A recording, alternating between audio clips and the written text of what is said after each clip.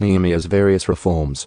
On that same day, as the book of Moses was being read to the people, the passage was found that said no Ammonite or Moabite should ever be permitted to enter the assembly of God, for they had not provided the Israelites with food and water in the wilderness. Instead, they hired Balaam to curse them, though our God turned the curse into a blessing. When this passage of the law was read, all those of foreign descent were immediately excluded from the assembly. Before this had happened, Eliashib the priest, who has been appointed as supervisor of the storerooms of the temple of our God and who was also a relative of Tobiah, had converted a large storage room and placed it at Tobiah's disposal. The room had previously been used for storing the grain offerings, the frankincense, various articles for the temple, and the tithes of grain, new wine, and olive oil which were prescribed for the Levites, the singers, and the gatekeepers, as well as the offerings for the priests. I was not in Jerusalem at that time, for I had returned to King Artaxerxes of Babylon in the 32nd year of his reign, though I later asked his permission to return. When I arrived back in Jerusalem, I learned about Eliashib's evil deed in providing Tobiah with a room in the courtyards of the temple of God. I became very upset and threw all of Tobiah's belongings out of the room. Then I demanded that the rooms be purified, and I brought back the articles for God's temple, the grain offerings, and the frankincense. I also discovered that the Levites had not been given their prescribed portions of food, so they and the singers who were to conduct the worship services had all returned to work their fields. I immediately confronted the leaders and demanded, "Why has the temple of God been neglected?" Then I called all the Levites back again and restored them to their proper duties. And once more all the people of Judah began bringing their tithes of grain, new wine, and olive oil to the temple storerooms. I assigned supervisors for the storerooms, Shelemiah the priest, Zadok the scribe, and Pedaiah, one of the Levites. And I appointed Hanan son of Zakur and grandson of Mattaniah as their assistant.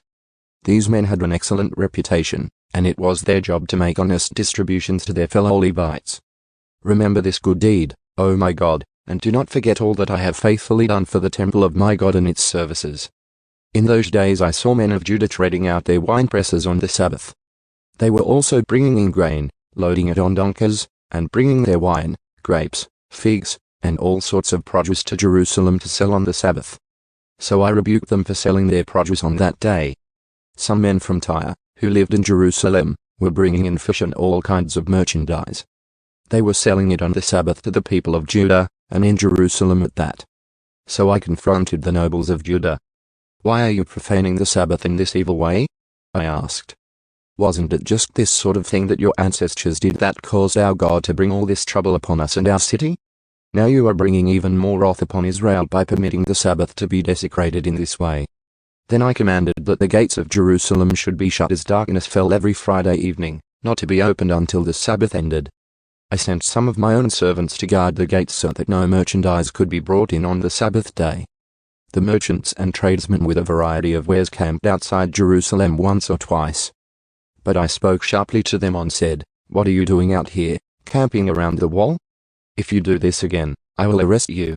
And that was the last time they came on the Sabbath. Then I commanded the Levites to purify themselves and to guard the gates in order to preserve the holiness of the Sabbath. Remember this good deed also, O my God. Have compassion on me according to your great and unfailing love. About the same time I realized that some of the men of Judah had married women from Ashdod, Ammon, and Moab.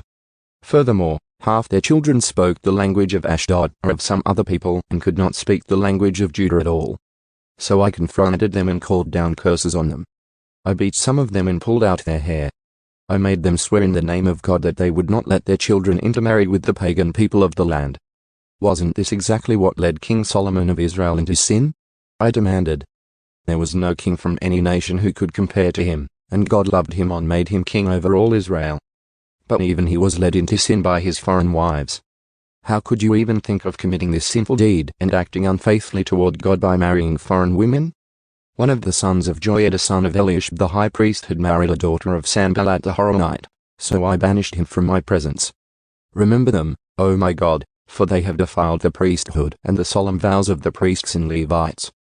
So I purged out everything foreign and assigned tasks to the priests and Levites, making certain that each knew his work.